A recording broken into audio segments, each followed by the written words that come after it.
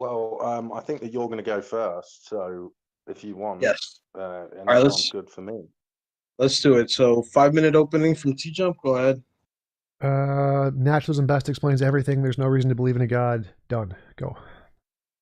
All right, good. So 5 minute opening from Foxy. Go ahead. Oh, was that it? Okay.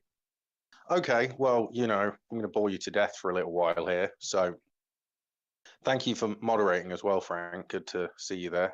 What is it? In order to know anything, you need a system by which you can evaluate truth claim. In order to know something objectively, you need an ultimate authority that dictates the truth value of claims. TJump has no system by which he can justify things to an ultimate standard. This means any claim that he makes, that there could be some variable that undermines everything he says. If someone affirms a position like God might not exist, that is a positive statement. Therefore, the burden of proof would be on them to prove the position.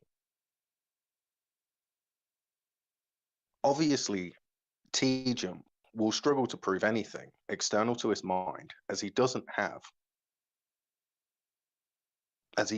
hold a God position. Sorry.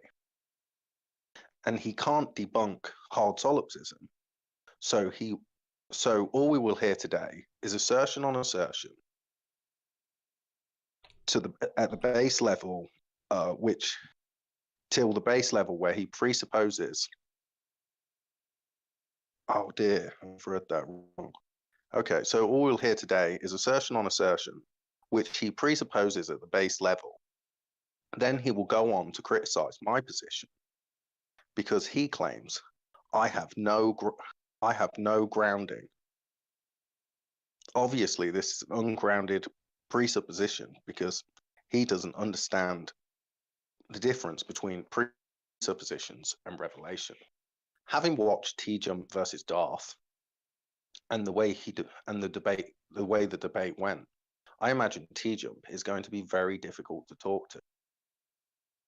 Hopefully today we can find out the method by which TJump evaluates truth claims, and whether the system he uses is reliable to evaluate the truth value of claims to an ontological standard.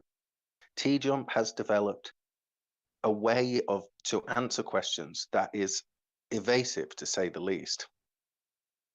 But after seeing him debate Godless Girl on modern day debates, it is clear that he has no ground to make claims about truth to a level he could not be wrong about. So I hope everyone will bear that in mind when he says claims about absolutes like his catchphrase, reality is reality. In order to justify that claim, he has to assume he is logical, the world is based on the world works based on logical principles, that the things he has learned are correct, that his memory is reliable, and much, much more. So let's see if he can demonstrate that today.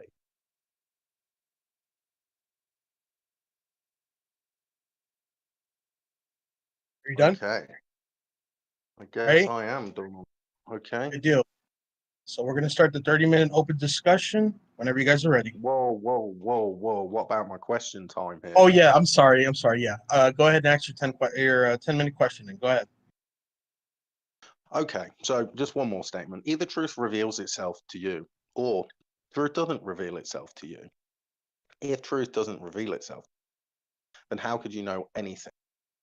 So, TJump. What? 1 second. Okay. Are you cutting out or just pausing? I would, obviously I'm pausing. I just misread something, so I'm all over the place. Okay. So, would someone that doesn't know anything know that they don't know anything? No idea. I see no relevance to the topic. Well, the topic's just Christianity versus atheism. I mean, yeah. So I have no idea if someone could potentially.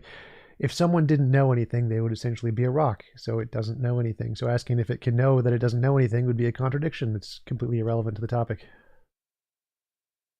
So is it a no? Couldn't know anything? I guess can't I don't know really anything care. and It's it not can't know relevant to the anything? topic. Like, can rocks I not mean, know they saying know nothing? reality is reality isn't relevant. Okay. What? That's exactly the same as saying reality is reality. What is? Saying, look, would someone that doesn't know anything know that they don't know anything? Again, I don't see how this is relevant to the topic. Because we're talking about, how you justify your worldview at the moment. Yeah, I don't see how that is connected to how I justify my worldview. Because my worldview starts with it I doesn't think, matter therefore I whether am. you So can I see exist. it. I know I'm I asking exist. you- I mean, you've got to try and answer in good faith. Come on now. Not So really. somebody that doesn't know it, come on. Okay. So Well, what? that's a bit Show disingenuous. like ask a question relevant to the topic, not Any random question? questions. Like, so my worldview starts with I think, therefore I am. So I know I exist. So I don't care what rocks can or can't know. Okay. I don't care. Okay, well, it's a bit crazy that you're not willing to answer my questions. If I ask you other questions, are you just going to refuse to answer them? If they're random gibberish that have nothing to do with the topic, yeah. I don't want to talk about random gibberish. Like, so you could just say everything's not to do with the topic. Obviously, I'm I trying to could say that, but I'm not going to. So my worldview starts with I think, therefore I am. I know I exist. So talking about what things who don't know anything is irrelevant because that's not a part of anywhere in my worldview at all. Okay. Let me ask you this then. Hopefully you're not going to be so evasive. Maybe my opening statement was correct.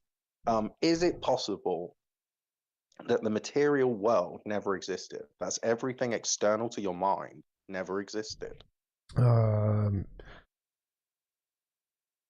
Maybe. Is it possible that the material world doesn't exist? Like, because if it does exist, well, then if it currently exists, then no, it's not possible it never existed. So either it did exist or it didn't exist. I'm just asking you, is it possible that it didn't exist ever? It's just a sure. It's possible that there isn't a physical world and it's just idealism is true. Idealism is possible. Obviously, then it would follow that, maybe it's possible that dinosaurs never existed. Sure. Okay, well, then maybe it follows that maybe the Earth is flat. Yep, if we're in the Matrix, the world could be flat. Okay, well, maybe it's even possible that your brain never existed. Yes, like if we're idealistic, that would be the same thing because brains are physical. So if we're in an idealistic universe, there is no brain. Okay, so you can't ground anything to any ontological standard like that. So basically, you're a flat Earth believing dinosaur denier. Nope, I never said any of that. So that doesn't follow from anything you said, unless you can show it does. It does. How so? Listen back to what you just said. So saying it's possible doesn't mean that it is the case. Possibility, and you don't need 100% certainty for knowledge. Okay. So neither of those things follow from what you said. It does. It does. You can't just say it does because you just asserting it does isn't an argument. You'd have to actually explain it. You have to form an argument and say this follows because. Yeah, so you don't know whether it is the case or it's not. And I'm not, there's a lot of flat earthers out there that would hold the position that, it's possible that the Earth's round, but they just can't tell. People still call them flat earthers. If you say, oh, maybe it's possible dinosaurs never existed, well, maybe I could call you a dino denier by the same standard. I mean, it's pretty reasonable. I've not said anything that's out of line there. Okay. Yes. Anyway. So what does that have to do with the topic? Do you necessarily accept the necessity of referencing the necessity of God? No. So I think, therefore I am. I exist. Who sustains all contingent facts. No. So I can say I think, therefore I am. I know I exist, and I never reference to God in that one bit. So how can you ground a claim to an ontological standard? I didn't. So nothing that you know is grounded to an ontological standard. Right. So I said I exist. I don't know what I am. Maybe I'm idealistic with just a soul. Maybe I'm a material brain. Maybe I'm a combination of the two. I've made no claims about ontology. I've just said that I exist, whatever I am. So I don't know what the fundamental nature of ontology is, and I don't need to have knowledge. Well, obviously you're making statements now, so maybe I'll just make a statement that's not a question. If you don't accept the self-revelatory revelation of the Christian God, then you'd have no grounding to justify that, your sense perception was working reasonably reliably or like that. I didn't say anything about my sense perception. Anyway, if you deny the necessity of God as the necessary being who sustains all contingent facts, then that is a de facto denial of the Christian God. Wouldn't you agree? I have no idea what you mean by that. So your first question was, do you, I can't rephrase it exactly as you said it, but do you accept the necessary thing, or that you need to presuppose the necessary thing? I said, no, I can know things without ever presupposing anything like a God. I can know I exist and make no claims about ontology whatsoever. Other than the fact I exist, I don't know what I am. I make no references to my sense experience. I make no references to the fundamental ontology of reality, and I need absolutely neither to make the claim I exist.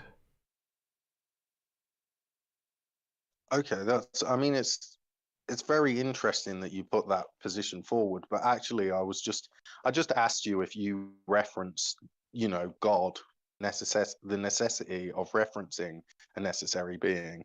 Right, and I said no. In order, because so what I do, what I reference is my existence. I exist. That's what I reference, and I reference literally nothing else. So there's no reference to a God there.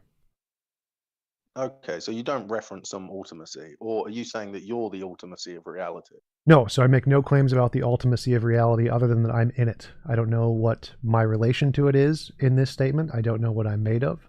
I don't know if there's a God or not a God. I make no claims one way or the other. All I claim is that I exist, and I presuppose nothing. So is it possible that everything that you know is actually contingent on there being a creator God which created and sustains you? Is it? I don't know what that means. So it's not possible I could be wrong. No, it doesn't matter what way the world is. I'm not saying that you're wrong about the fact you exist. I'm saying, is it possible that you're wrong about the fact that you don't need a creator God, that you're not, in order to state anything as true? Wait, are you asking, is it possible there is a God? Yes, it is possible there is a God. Okay, beautiful. That will do. Okay, so we've done it. We can move on to the open discussion. Okay, 30-minute open discussion. Go ahead, then. Ooh, that's low. All right, so sorry about my volume. Oh, I appreciate the honesty as well, TJump. I wasn't expecting you to be. I mean, especially after the first question, I wasn't expecting it to be that easy to get you to go through the questions. But yeah, I appreciate it. Yeah, I mean, the first question just didn't seem relevant to me. Like, it seems like just a can a lie or not lie? So it seemed like a paradox. But yeah, so my question is like, is it possible for there to be a universe with a necessary thing that isn't conscious? No, the necessary, the ultimacy that sustains everything must exist necessarily. So I agreed with that, but I took out the consciousness. So we can still have an ultimacy, a necessary thing. It just has no consciousness to it. So there's a necessary quantum field. Go ahead. I think that then we'll get into, so then it will come down to like, is it possible for an unconscious ultimacy, some ultimacy that has no conscious capabilities, would be able to sustain our ability to choose freely? Now, I think that obviously, and maybe you'll agree with me, that we live in a deterministic, like every action has an equal and opposite reaction. Every action's governed by a previous reaction in the world that you perceive, right? Yeah, the world is partially determined and partially random, and just a combination of those two things. So where do you see randomness in the universe? Can you justify knowledge of that claim to an ultimate standard, or is that just an assertion, an ungrounded assertion? What does this have to do with the question? So my question was, like, I base that off physics, which is all induction, but that's irrelevant to my question. My question was, is it possible to have an ultimate thing which isn't conscious? And then you said free choice. Like, so I think free choice is impossible. It's not even logically coherent. So that would essentially refute that argument off of the first stage. But even if I granted free will does exist, free will could also be a product of a non-conscious thing. So you wouldn't need a conscious thing to do that. So neither of the. Well, I wouldn't say that you refuted it. I'd just say that you asserted that free will didn't exist and everything was determined. Right. But So if you I'm saying were to- for anyone who accepts my logic that it's logically impossible, that argument is immediately done. But I can grant the argument and say, okay, there is a free will and we do have free choice, and say that's still possible without an ultimate mind. So it wouldn't matter even if it wasn't the case. Well, I mean, just one more question, I guess. Logically possible that you're entirely illogical? No. How could you justify? Sorry. Because I can't be wrong about my belief I exist, therefore I have to be in some part logical. I mean, I'd agree that you have to be in some part logical, but I mean, from your perspective, like, do you have like some kind of grounding principle that allows you to proclaim that, or are you just saying that you know that you exist and so therefore you must be logical in order to work that out, even though, well, that's just an assertion again?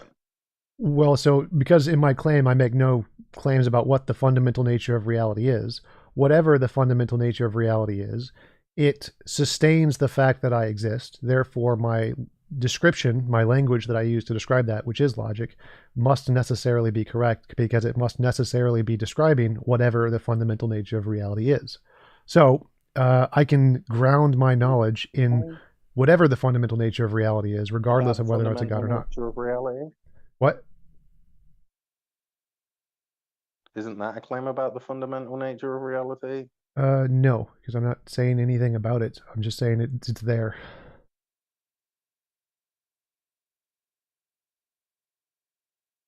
Like you said that you make no claim about the fundamental nature of reality. Yeah, other than the fact that it's there. Okay, so that is a claim about the fundamental nature of reality. Sure, but that follows from the fact that I exist. Well, obviously in order to, doesn't just follow from that. I mean, you obviously have to presuppose that you're logical, that the world works based on logical principles. I mentioned that right at the start of my opening. Nope, I don't have to presuppose any of that. Obviously. Yeah. Nope. So because I exist, like, logical? So I can just grant I'm illogical. I don't care if I'm logical or not. If I believe I exist, well, I must still be right. It's not possible, even given a diletheistic or parrot-consistent logic, I still exist. So it doesn't make a difference whether I grant or presuppose logic. I don't presuppose anything. I'm just observing the fact that I exist. And because I exist in reality, regardless of whether or not I realize it, I am a part of the fundamental nature of reality because I'm in reality, and regardless of what else there is. So it makes no difference. There is some part of reality that exists because I'm in it. And so there must be some fundamental nature to it. I'm not disagreeing with that. But yeah, so my claims to knowledge here is irrelevant. So this is all true regardless of whether I'm logical or whether I know it. I don't need to know any of this. It's true regardless of whether or not I know it. So, but you don't know whether you're being logical. You could just be entirely irrational. Oh, nope. I know I'm being logical because I can ground it off the fact that I believe I exist. And I can't be wrong. So I can ground logic in that one fact. Logic is just a descriptive language. That's all it is. But that doesn't mean that you can justify anything else necessarily using logic. Sure it does. So if I know I exist and I'm using labels for myself and my experience, and I can categorize those labels as A and not A, and I can perceive things like I see a camera. Now, maybe it's not there, could be an illusion, and I see a TV, also could be an illusion, but I see those as separate things. And that experience I'm having, even if it's an illusion, can still be described using the language, the A, the not A language that I get based off of my existence. So logic as a language can be applied to things, and I know it can't be wrong, without any reference to any ultimate nature of reality. It's just using the fact that it applies to my own existence. But you still haven't answered my question. Okay, let's say that you have categorized a camera, right? Sure. Now, in order to recognize a camera, you're going to have to use your sense perception in order to evaluate, whether it is truly a camera or not, right? Oh, no. So again, I'm saying that my sense perception could be entirely wrong. This could just be entirely made up in my head. These made up categories of camera and TV are still categories. I can still label them using the language that I have constructed to describe my existence. So whether my sense perception doesn't matter here, whether or not my imagination is accurate doesn't matter here. All that matters is the labels. But again, you haven't answered my question here. So I said, why can't the ultimate nature of reality be non-conscious? Because it seemed like it can. No problem. Oh, in order for you to have the ability to choose freely, then it would have to be. And any argument that you don't have the ability to choose freely would lead you to a position where you wouldn't be able to justify that you were correct about anything you thought necessarily. I didn't ask about my everything correctness. that you claim. So I'm not asking about epistemology here. here. Well, it's necessary. Okay. It's necessarily the case that if you say that you're determined in every single way, then the claims that you make from, within the material world that's deterministic could be reactions based on chemical reactions in your brain. So okay, but none of that matters. You say things that doesn't matter to my chemical argument. reactions that occur in your brain. I'm not asking about epistemology. So none of my brain doesn't matter. So Foxy, none of that matters. So I don't care about my brain here. My brain can be as wrong as it wants to be. I don't care. I was just trying to get that little point out there. That's not a point. So that's completely irrelevant to my question. My question was, can the necessary thing be non-conscious? I didn't say I knew anything there. It's irrelevant. It doesn't matter. Why? I was trying to. Well, you said free will, which I already debunked. So I already debunked. I said free will, one, doesn't exist. It's impossible. Even if it did exist, it can still occur by a non-conscious entity. So you can still have free choices and be grounded in a necessary non-conscious thing. Why is that impossible? Well, first off, you didn't debunk free will. That's just the claim you made that free will doesn't exist. That's definitely not a debunker. I mean, what was the argument you gave to debunk free will? Everything is either determined or random. Remember, I told you everything in the universe is determined or random, and no combination of those two things is free. But again, that you kind of skipped over the main part here. Even if I grant free will is real, you can still have free will on a non-conscious thing, which debunks your argument, because your argument is that you must have a conscious necessary thing to have free choices. So me saying, no, you don't, you can have free choices without a conscious necessary thing, if that's true, completely debunks your argument. So why is that impossible? I don't think that does debunk anything. Okay, so you've said that it's either random or it's determined. So no, again, so that's totally irrelevant. You don't totally irrelevant. So again, my argument is that even if there is free choices, you're just going to talk for the next thing.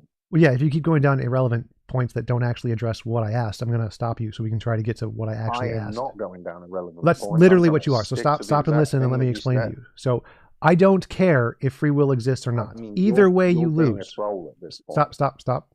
So if free will exists, Foxy, stop and listen to the actual question and then respond.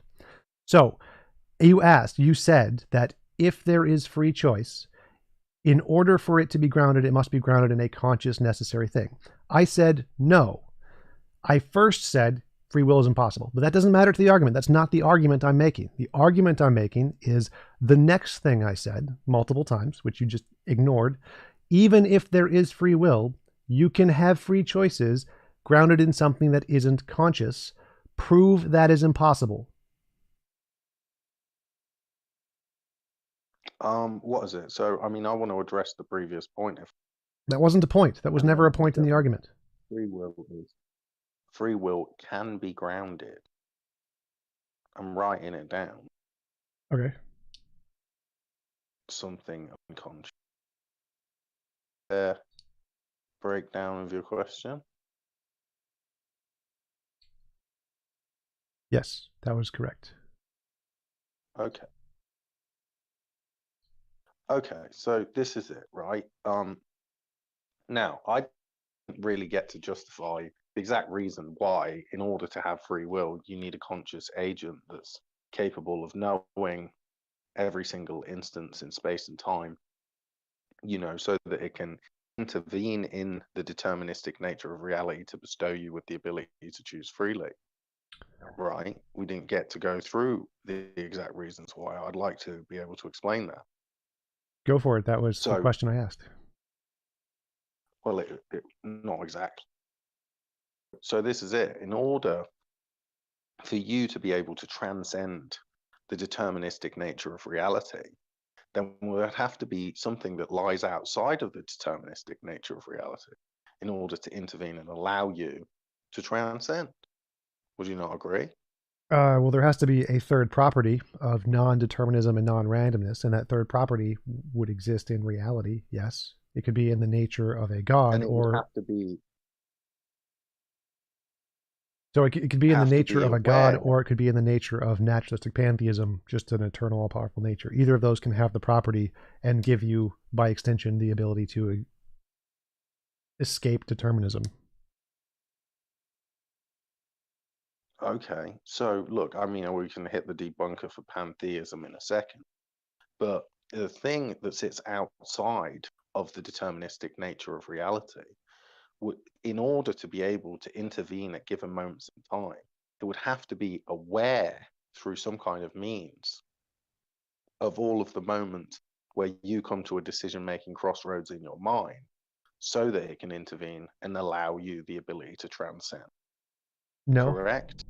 No, I mean, there's tons of forces. None of them are aware of anything, but they interact just fine. So this could be a force, just like any other force.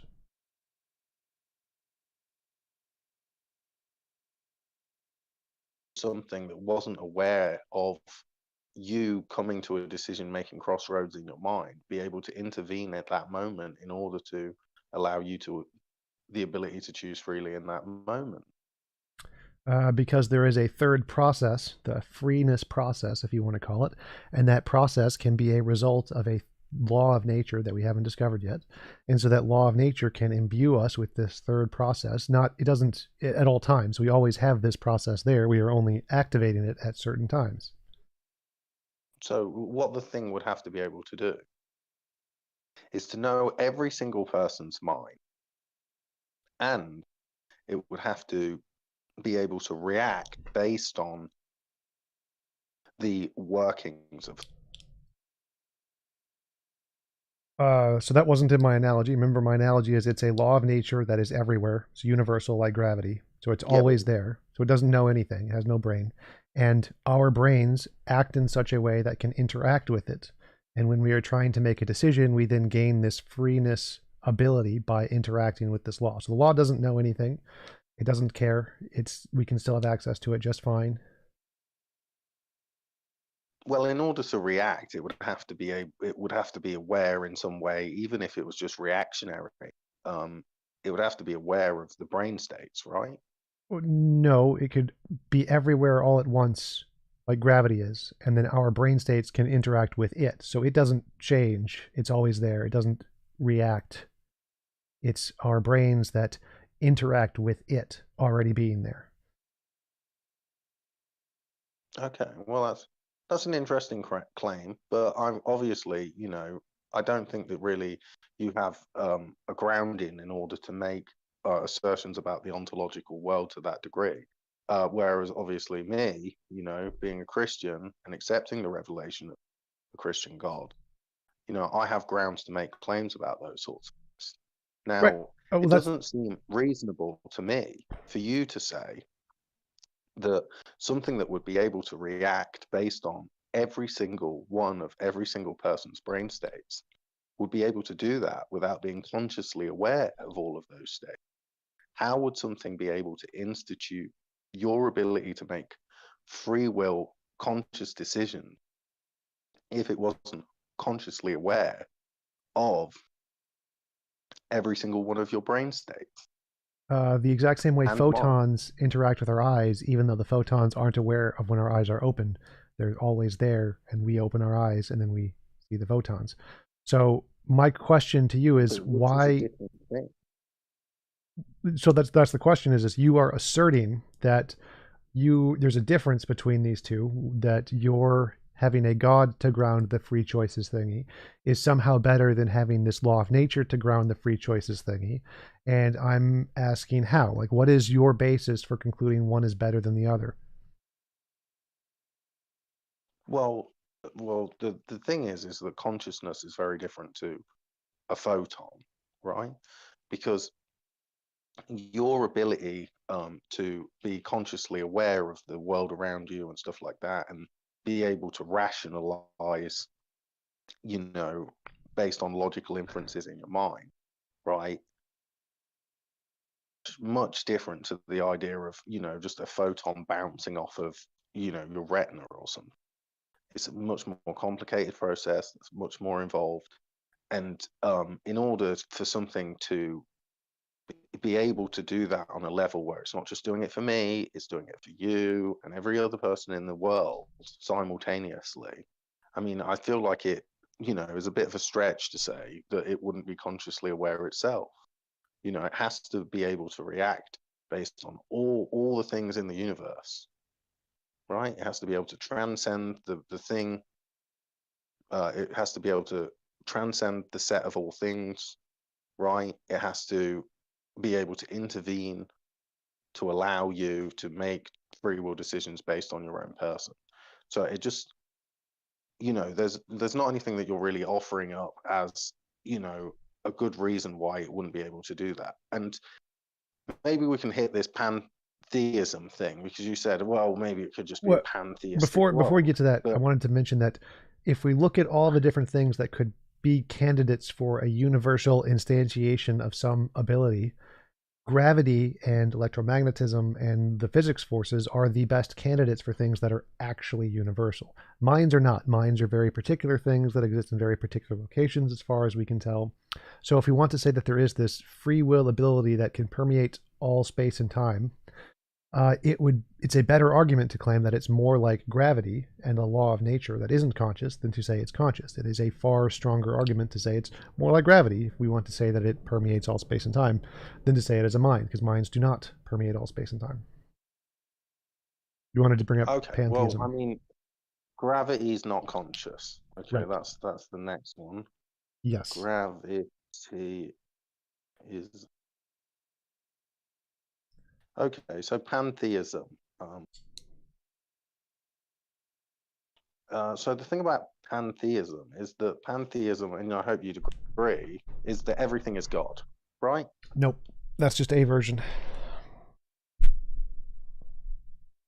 So what when you're stating pantheism here, what do you mean by that? Eternal, all-powerful nature, no mind.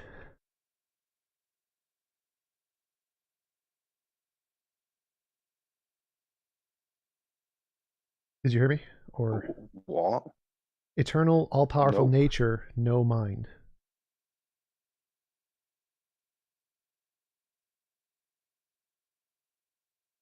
Eternal, all-powerful nature, no mind. 10 minutes. So, love it. Thank you. So, see, the thing about pantheism is that it always leads to a contradiction. Because if me and you are God and we disagree, contradicts himself. So again, pantheism isn't everything is God. So that's not the case. Well, that's sort of what the pan means. All eternal, all-powerful nature. We part of nature? Yes, we are a part of nature, but not every part of nature is eternal and all-powerful. That rock is not eternal and all-powerful. The camera is not eternal and all-powerful. So the fact that some parts of nature are eternal and all-powerful does not mean that literally everything in nature is itself eternal and all-powerful. It's composition division fallacy. So naturalistic pantheism can be understood that there is a quantum field, and the quantum field is eternal and all-powerful, and it created all the contingent things like us and gravity and all the other stuff.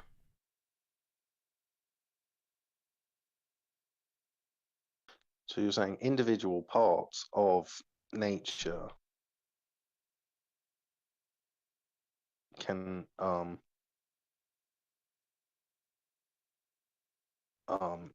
even though they so So what you're saying is like essentially like what would the word be for that? Sorry. So it's like a collaboration of all things is what makes something true. So if me and you disagree, that doesn't matter. But if the majority of reality, let's say, all coalesce in a particular way, then that's what makes something. No, truth is a property of sentences. If the sentence corresponds to reality, then it's true. The synthesis. Like if I said, the world is round. Now, if it's the case that the world is round, then that sentence is true. But you don't know whether it's round. Well, whether I know it is irrelevant to a truth claim. So truth is true regardless of anybody knows it.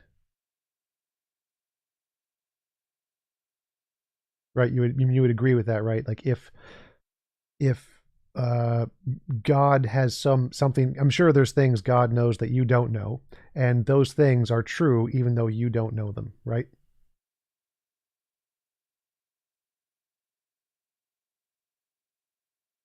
Or something. Yeah. You know, I don't know the distance to the from to the moon in centimeters. Right. So I'm saying the That's same what thing. I I'm like saying to go that with. the truth is But what God corresponds knows to that. reality, and I don't need to know it. Whether I know it or not doesn't make a difference. It's still true because it corresponds to reality, regardless of whether I know it or not.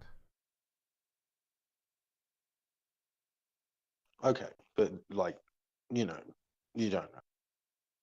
That's, Yeah. there's lots of things I do not Okay. know that are true. Yes. I mean, I obviously disagree with this definition of pantheism. For me, pantheism is that God is everything, hence the pantheism. Pan obviously being everything, theism being God, everything is God. I sort of get what you mean about the individual parts, and that's interesting. Oh, well, just to I clarify, just don't so know if you so call that pantheism. so this definition doesn't come from me. I didn't make this up. This is a definition that's stolen straight from the Stanford Encyclopedia of Philosophy on the section of pantheism. If you just Google naturalistic pantheism, it'd be the first thing that pops up. I didn't make this definition. It has nothing to do with me. Naturalistic theism. Sorry, I thought that you were just talking about. Yeah, it's a naturalistic pantheism, so Yeah, there's a preface there. Very interesting. SEP, Stanford Okay. Encyclopedia of Philosophy, Wolfgang. Okay. You made the claim that gravity is not conscious. I mean, do you want to Yes. just break that down for me? Like, how do you know?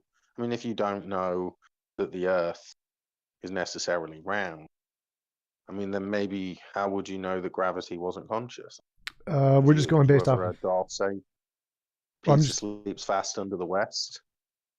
I'm just going based off of induction. The Just, only things that we know are conscious have brains, and we doesn't seem that gravity has a brain anywhere, as far as we can tell.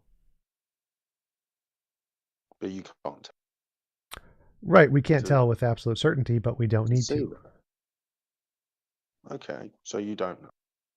We don't need certainty for knowledge. Oh, I thought you needed it to be true. I mean, can something that's possibly false be true?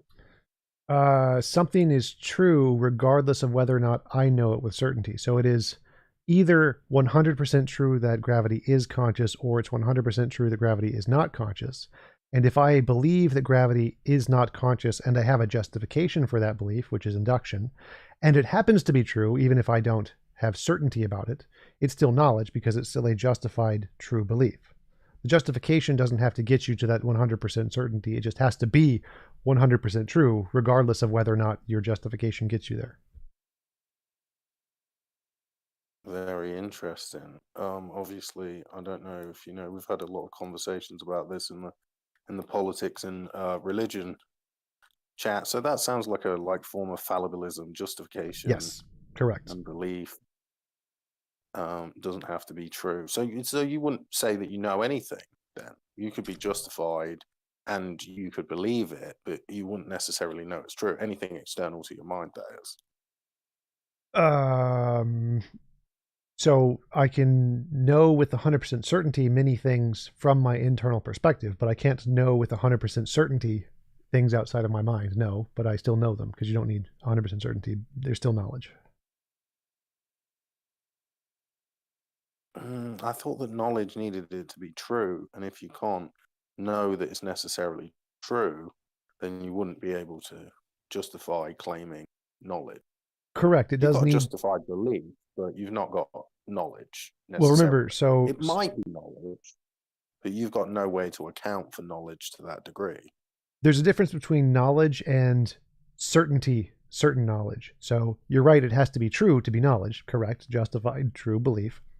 But the justification doesn't have to be 100%. That's the part that you keep talking about when you say you don't know it's knowledge, you don't have 100% justification, is the part that you're arguing against. But that doesn't change the truth value. The truth value is independent of the justification value.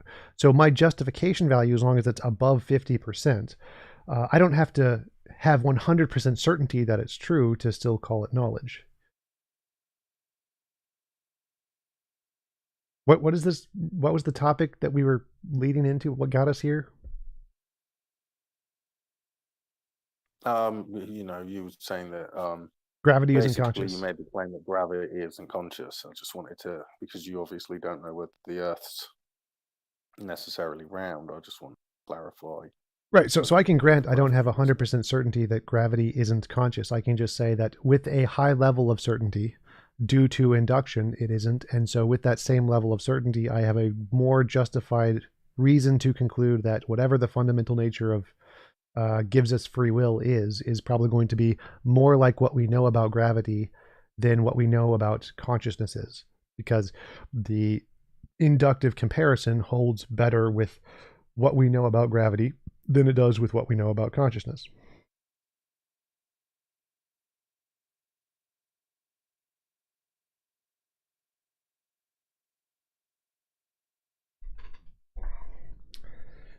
Did you have any other reasons, or that the necessary thing can't be naturalistic pantheism, a non-conscious thing other than free will?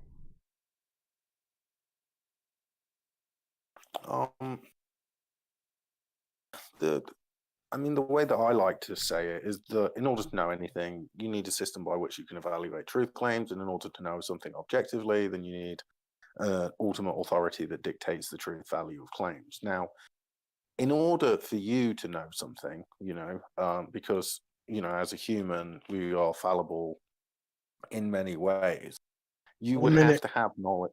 You would have to have knowledge of some things in such a way that you could not be wrong. Right now, the only way that you'd be able to reach that level of knowledge is if there was an all-knowing, transcendental thing intervene to bestow you with information in such a way that you couldn't be wrong about it. So I think that the very fact that you claim to know that you exist and you couldn't be wrong about that, that's a statement about something that you could not be wrong about. And like I just said, the only way to know something in such a way you couldn't be wrong about it is if there is an ultimate authority that dictates the truth value of claims. So that's evidence in itself. Right. So I agreed with all that, though. Transcendental ultimacy. But I agreed with all that, and I asked, why does the transcendental ultimate have to be a mind versus a non-mind? To allow us all of the things that, all of the faculties that we have in our lives, ultimacy would have to be able to institute a world in that way. Now, it seems I'm not following. Impossible, right? Completely absurd to start predicating a position where the ultimacy of reality is less capable than we are, seeing as it instituted everything and created us in the way that we are. You have no justification for that. So not following. So I never said it's less capable. It's infinite, it's all powerful and eternal. So it's obviously more capable than we are. It doesn't need to be conscious to be more capable than we are. Like, large planets are more capable than we are. Black holes are clearly more capable than we are. Guys, time's up, but do you guys want to keep going, or? I think that what we should do is make a closing. Okay. All right, Tom, go ahead. Your 5-minute closing. Okay, so there is obviously a fundamental nature to reality, and we don't need to know anything about it to have knowledge. We just need to know it's there, and we can know that because we exist.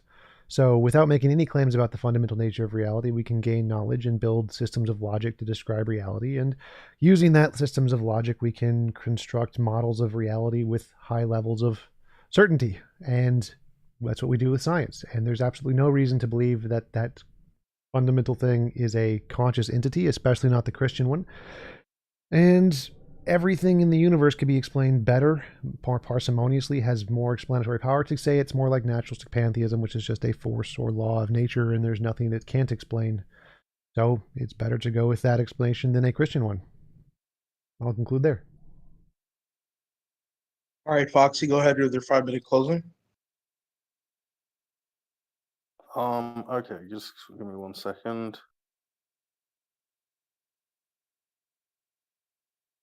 Okay, sorry, I just needed to put that down because I'm of thought. Okay, super. So obviously, the whole point about, the transcendental ultimacy, being conscious, you said obviously it needs to be more capable than us. And I think that the claim that it needs to be more capable than us, but it doesn't need to be conscious necessarily, I don't think that would make it necessarily more capable than us. I mean, how would it be able to institute a world where we have the ability to be conscious in the way that we do if it wasn't conscious itself? It doesn't make sense that it will be able to intervene, create everything, bestow us with the ability to choose freely, unless it had some idea of what it was doing. Obviously with all the complexity in the universe, I mean, maybe I could make an argument for intelligent design, I'll just say that you already understand how that follows. Obviously you made a couple of claims. You said, gravity is not conscious. You said, you defined naturalistic pantheism. We've been speaking in the English language, and you're pretty articulate and stuff like that. So obviously you do know some stuff, even if you deny knowledge of that to a degree of certainty. The main thing that I want to hit at here is you said that certain knowledge is not knowledge. Certain about something, and then you can claim that you know it. But that would be like saying, I can flip a coin and know that it's going to be heads because I'm 50% sure that it's going to land on heads. Obviously, earlier, just to reiterate that, you said it's possible that dinosaurs never existed. It's possible that the Earth's flat. It's possible that your brain doesn't exist. If you don't know any of those things, then any claim that you've made about all of this other stuff is sort of undermined by that. So, it's a shame that you didn't answer my first question, because that, I feel like, was the most fun of all. But it was good talking to you. Thanks, you too. Guys, do you guys want to take Q&A, or do you guys just want to go? Sure. I'm open for Q&A. What about you, Fox? Are you cool with that? I mean, I'll stay, for about 10 minutes or so, but I do want to get off. So, yeah, we'll do that. Okay. If anybody wants to ask questions, please request it. You should be able to. And I'll let you on, and you can ask whatever question you want.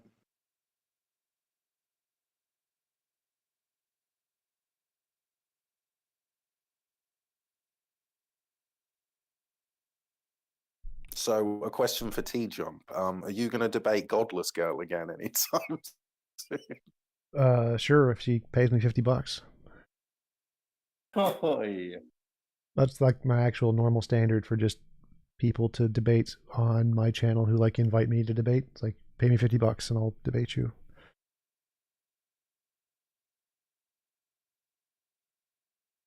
Expensive. Then Dillahunty charges like $500. TV. He charges you £2 a go to play him on the UFC game.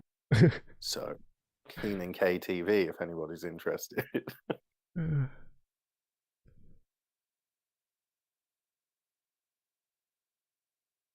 that we've got nobody. Nobody wants to talk to us. Well, there's like people sending requests. Like I see, yeah, there's somebody in there who had a Oh request. God, J.L. Warren. Hey, Foxy. I don't think that we'll ever be able to get our answer off here, but we'll give it our best shot, eh? Well, it's really more a question for you. So, is your God a logical being? And if so, why can't I just appeal to the laws of logic that transcend that God and the universe for my ontology? Is my God a logical being? God is logical, and if you claim that the laws of logic are the ultimate out then? I think you might have just gone back to the listening, but I think my he's still there. phone's cutting out. I'm really sorry. Yeah, so if you claim that the laws of logic are the ultimacy of reality, then the problem would be is that what you're saying is that there's nothing that underpins and upholds the laws of logic. So you'll basically be saying they were eternal. But how would you be able to justify that the laws of logic were eternal unless you had some kind of foundation from which you could make claims about the eternal nature of any given thing? I mean, it doesn't make sense to affirm something is a particular way eternally if you have no grounding by which you can buy anything to that degree. I think his question was like, if God has to obey the laws of logic, like God can't be God and not God at the same time, then God is subject to the laws of logic which are above him, and he would use those laws that are above God as his justification rather than the God, something like that. Yeah, I think when you look at the idea of God is God institutes the world in the way that it is. So the way that we see the world and the laws that underpin the world that we perceive, right, they all come from God. So if God's not really bound by anything, he's a non-contingent transcendental, right, that all things are contingent on.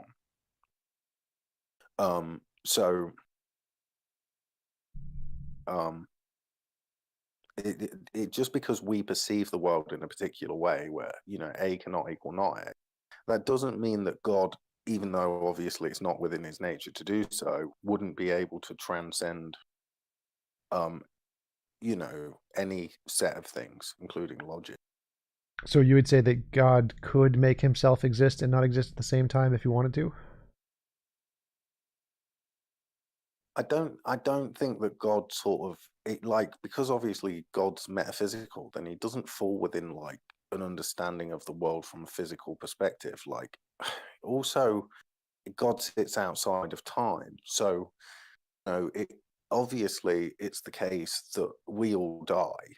So, if all instances in space and time are instituted simultaneously from a perspective of God, like all instances are actualized at the same time, then exist and not exist at the same time. You're dead and alive in this moment because all moments in space and time are simultaneous.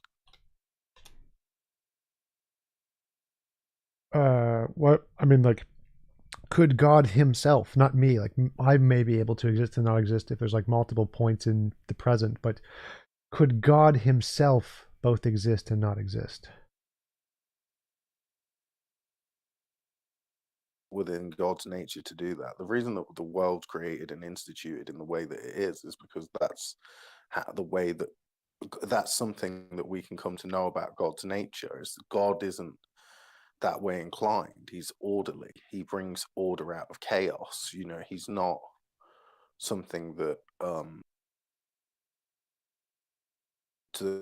creates chaos out of order. I just can't understand how you'd be able to posit that as a possibility. It's just not in his nature to do that. We got a chat or a question from Charles. Did we ever solve the reasons versus randomness dichotomy? What was the third option? Was there some way out that would provide a place for free will? So yeah, my argument against free will was everything is either determined or random. If it's done for reasons, then it's determined. If it's done for no reasons, then it's random. That's a logical dichotomy, either P or not P. So if those are the only two options and neither of those gets you free will, how is free will even possible? That would be my argument against free will being logically possible. Well, you know, what that counts out, and you're the one that the burden of proof would be on for that, you know, the reason. Well, because basically, for God to allow us to make decisions based on our own nature in given moments in time. So to separate us from the deterministic nature of reality in order to allow us to make decisions based on our own free will, which would be our own essence, our own nature. So if you think that that's not possible, then how would you be able to justify that? I would say that it's anything we define as a determination would be done for a reason. So if it was done for a reason, like if God gave us some ability because he loved us or whatever, then that action was determined by the reasons of his nature. So he didn't choose it. He had no free choice in that option. He was determined to do it by his nature, and so it wasn't free. Or God has some randomness feature inside of him that has no reasons connected to it whatsoever, and so he's does it for no reason at all. It's just completely random. And those really seem to be the only two options. Either God does something because he's determined to do it by his nature, or God does something because he has no determining factor whatsoever and it's completely random. And it doesn't seem like there could be any combination of those two things could get even God a free will thingy. So what could this free will thingy in God actually be if every one of his decisions is going to be determined by his nature, meaning it's not free, or completely random, meaning it's not free? I think that you're just like projecting your understanding of the world onto God. Like I don't see why God would be bound by any deterministic nature of affairs if he transcends the material nature of reality. I mean, you said that there must be some transcendental thing. Would the transcendental thing necessarily be bound by a deterministic system? I think based off of what you said, I would say yes, because you've said that God wouldn't do something like make himself exist and not exist because it's against his nature. So you're saying his nature has some determining influence on his actions, and he's not going to go against that nature. So it seems like, based on your definition, that God would be determined by his nature. Okay, but then you're saying that, like, so say that I was a particular way inclined. Let's say I'm a pretty charitable guy. That doesn't mean somebody's forcing me to do charity work, does it? Well, right. So I don't think anyone is forcing God. I think it's his nature is forcing him, and he doesn't have a choice in that. Like, what? Then my nature's forcing me to be charitable, or your Yes. nature's forcing you to be charitable. Yeah. So in the deterministic worldview, we're all forced by our nature. You choose not to be charitable. Yeah. So in our worldview, everyone is determined. Yeah, I don't think that you've really justified that is necessarily the case. Well, yeah, but then you're just projecting your worldview, even though you don't have a grounding by which you can justify anything to that degree again. Right. So we're not trying to justify that those are the only two possibilities. Those just seem to be the only possibilities we can conceive of. And we're asking you, what is the third possibility? Because we see it's either P or not P, reasons or no reasons. And we're asking, what is the third possibility? Because you're the one claiming that this third possibility exists. So you would have the burden of proof to show that there is such a thing, or that such a thing is possible. Yeah. Well, I think that you'd have the burden of proof to show that it's not, because you made the positive change claim that it's only random or reasons, right? You made that claim. Now the thing is that, you know, you've not justified why there couldn't be a thing, nature, and that doesn't mean that it's necessarily bound by its nature. Like maybe it could transcend its nature in a particular way, like, you know, how humans do. They do something that they don't want to do. Like maybe, you know, I didn't like the idea of coming here and debating you today, but I decided to come and debate you anyway, you know. And points that when you say he's bound by his nature, right? Christ is rising. His nature is him, TJump. His nature is not outside of him. So you're just saying he's bound by himself. I don't see what the point of that is. Well, it would be, is God's nature determined by his conscious desires, or is his conscious desires determined by his nature? Like, can God change his nature at will, or would God not be able to change his nature by will?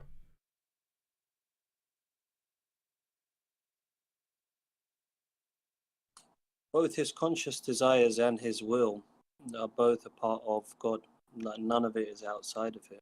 So I just, again, don't really see the relevance. Well, so if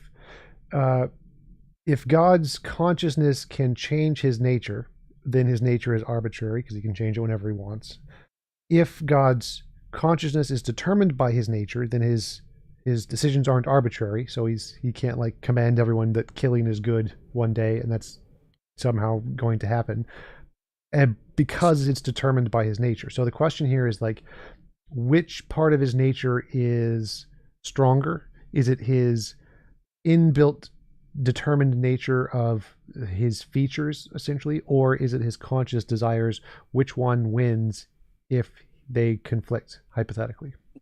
It would be that they would be in perfect sync, in perfect synchronization and harmony. Right, but that isn't the question. So the question is if God changed his mind consciously, is that impossible because his nature would prevent it?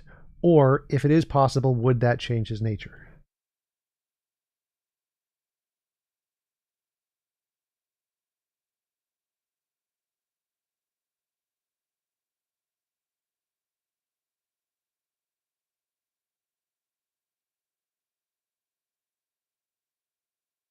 I think he left.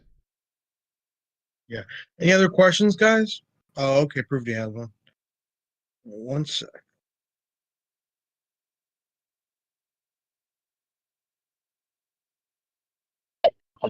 This question is for Foxy. So I think TJump has clearly presented a logical dichotomy, right? When it comes to determinism and randomness. And you're saying that there's something else that is also there with God, which is why he's not bounded by that. So, but it's not really reasonable to say that because these are the only things that we can perceive, right? As using reason and logic. So how do you think you're justified? Because it would be unreasonable to say that there's something else that's helping God to do that, because we have no reason to think so. Sorry, I sort of cut off there. I had to restart my phone, so I totally missed that. But I mean, just from the end of it, I can gather that maybe you were.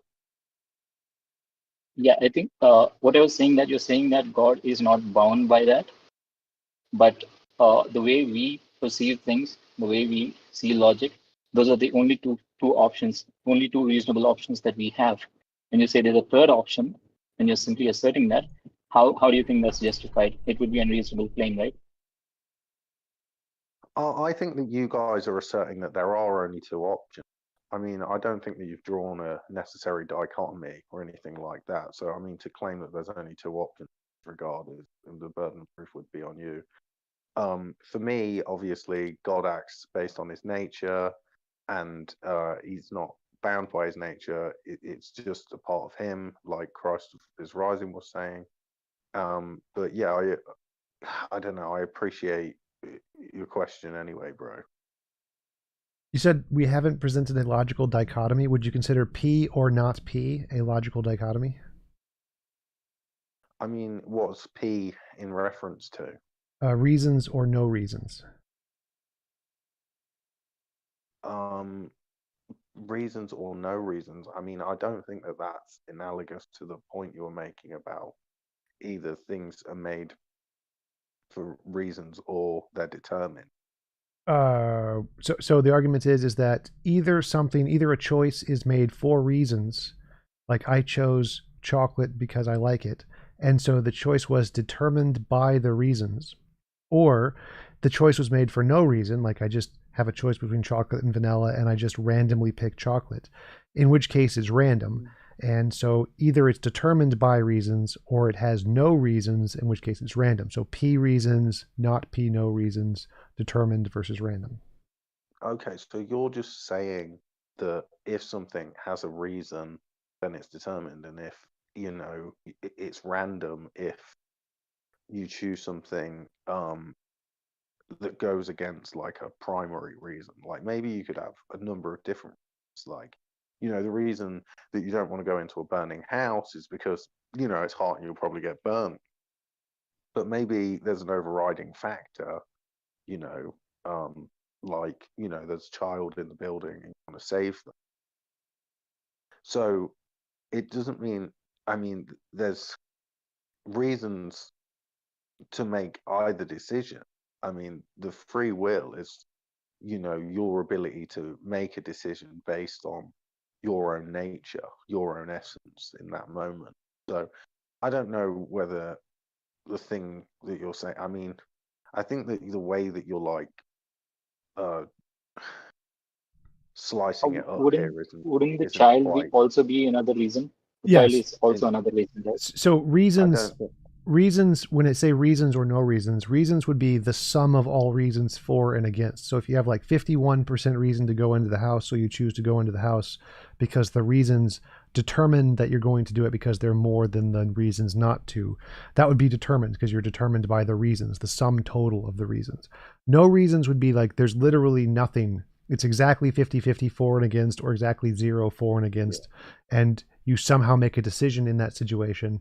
How did you make that decision? Was it done for, if there's no reasons that incline you one way or the other, and it's either 50-50 or 0-0, then there must be some either completely random, so there's nothing determining it, or there must be some other factor there. And we're asking, what is that other factor that could allow you to make a decision in that case where all of the reasons are 50-50? Well, I mean, you're saying no reasons. I mean, that's interesting as well. Like, no reasons in that case means that something, doing something, but like, or something's happening based on a completely non-contingent state of affairs.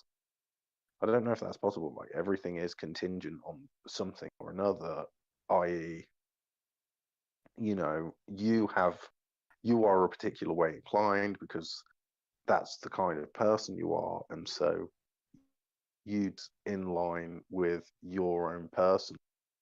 I sort of, I mean, the way that you're slicing it up, I don't think is like. I think Foxy is like, really. It's not necessary that we do random things. Us humans always have reasons, but the only alternate option is randomness to what we do. So that's what I think.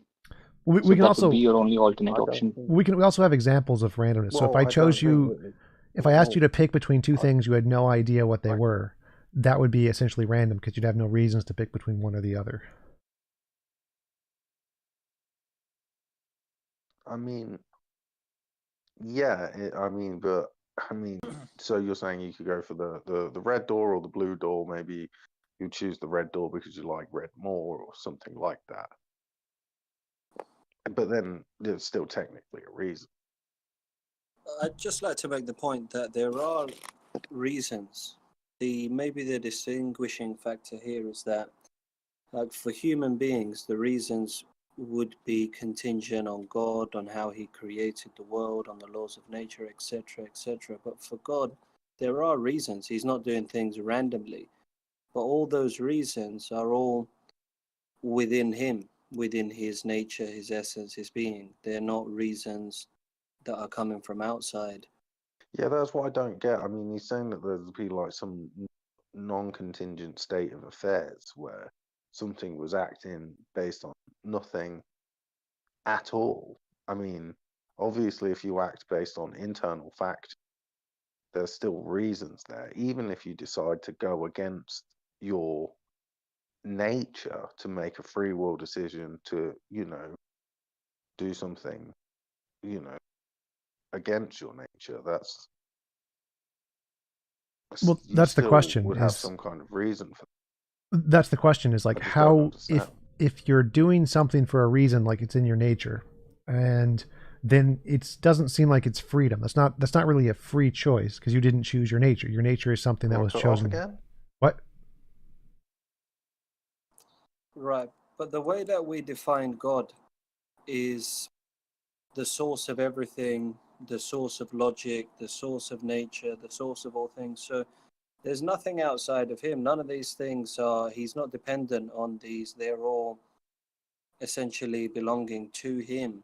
So in that sense, there are reasons God does things according to his nature and according to his will. But I don't think that you're able to demonstrate, though, that there's an outside force that compels him in some manner. Well, did God choose his nature?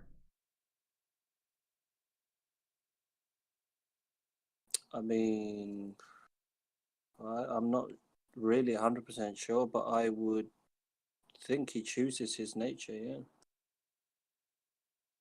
That seems strange. So if he chooses his nature, he could change it at any time. Not necessarily. Why not? So there's something in his nature that stops him from changing his nature? I mean, his nature is good. He chooses his nature. That doesn't mean that. I mean, in theory, maybe he could change his nature. I don't think it necessarily follows that because he's actively choosing his nature, that he could change it to anything, or that he would change it to. Maybe the right way to phrase it is that he would change it. Why? Like, what is preventing him from changing it to anything? Well, say you now, right? And you're not even like God, but we use you as an analogy. You probably could go around and torture kittens, but let's say like you wouldn't. It's just something along those lines. Yes, but I wouldn't because I'm determined by my nature. My nature is that I would feel bad doing it, so I wouldn't do it. So I'm determined to not do it by my nature. I don't choose to not do it. I am incapable of doing it because it's against my nature. Right, but you're not sovereign and independent. Your nature is dependent upon external factors, whereas his is exclusively dependent upon himself. Well, that's what we're asking. Like, how does that apply? How does God, if he could choose his nature, or if he can't choose his nature, because it seems like he can't, based off of what you've described, he is incapable of changing his nature in certain ways because he's stopped from doing that by something in himself, which would be his nature. So his nature seems to stop him from being able to change his nature. I think I'd say that. Look. Yeah. Okay, sorry. No, go on. I mean, I'll just make one final point and I'll You just go. pass it. So, I don't think I said that he can't. I said that in theory, he could, I guess, do as he pleases. I just don't feel that he would ever change his nature from being all loving, all merciful, all just, and so on and so forth. I just don't think that he would. Not that he couldn't. That he's limited in that sense. Right. So just to clarify, when I say couldn't, I mean he wouldn't. Wouldn't would be the same thing there. There is some reason, something that is making him not or won't do that. So what is that thing? That thing that's preventing him from wanting to or choosing to change seems to be his nature. So he has a reason determining the fact that he's not going to change. Yeah, and that reason be his character, his nature, his personality. I mean, anyway, I'm going to pass it back to Foxy. I don't want to hog the mic here. Sure. So the question would be is how is God any different from me in that his nature determines his choices and mine determines my choices? And you're saying God has this extra free will thingy. What would that be? I'm just saying that he's the difference between you and him, and I think I know where you're going with it, but the difference between you and him is just that you don't have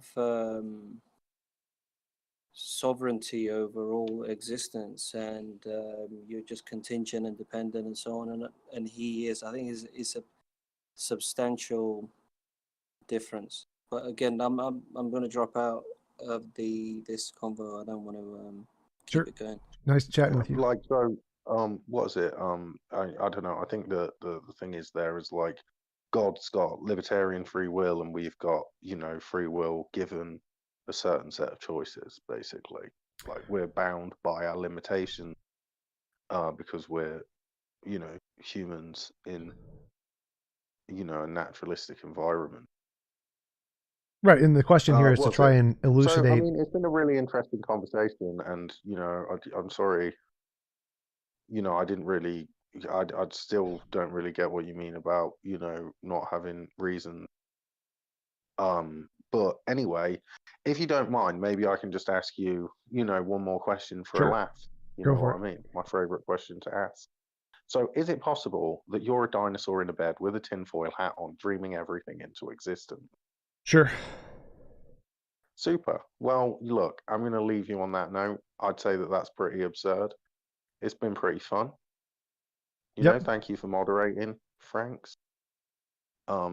You know, good to see you guys here, the people who ask questions. You know, I stayed quite a bit longer than I said I would. I'm pretty tired. So, you know, have a good day. Nice talking, guys. Yep. Thanks for coming on. Appreciate the conversation. Cheers. It was pleasant talking with you. Thank you. Foxy.